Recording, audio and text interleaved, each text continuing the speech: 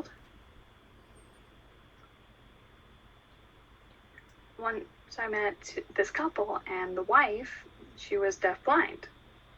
I'm figuring out how to communicate with them, and I'm naturally deaf, and I'm looking and I'm chatting using my hands, and chatting using, and it's clear, and the deafblind person is understanding what I'm signing, and I'm amazed. And I thought that her signing on my hands would be heavy, but no, it was super light, and I'm thinking it's so cool. And I'm chatting, I'm asking all these questions about her growing up, how she became blind, and she explained to me that when she was 21, she had Usher syndrome, and it eventually faded away all the way into blindness.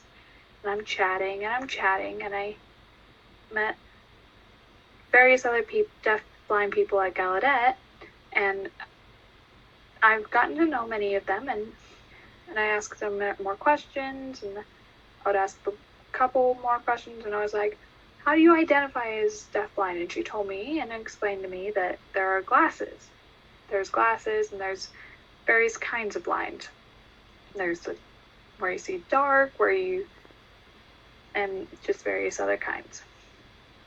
And I wanted to get involved with workshops, and so I volunteered, and a man named Steve Collins was offered to come to a workshop, and he's presenting and he's talking about it, and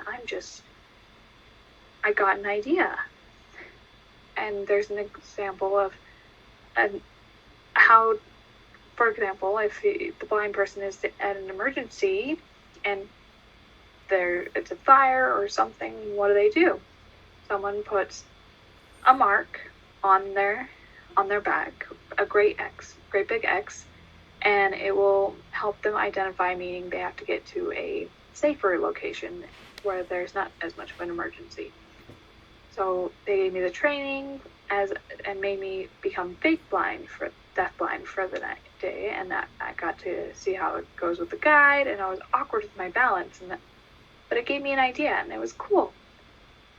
So for another workshop, and I remembered all that I had learned, and I remembered about the glasses, and I was like, the presenter finished, I ran, and a whole bunch of people were running and grabbing glasses, and there were different kinds. There were spirals, darks, all different kinds, and it gave me an idea. All right, I got motivated to work with the deafblind, and I'm chatting, and I got involved, and I'm still working on my CEUs, and I'm still working on getting my approval from Gallaudet certifications, and I want to do that for work.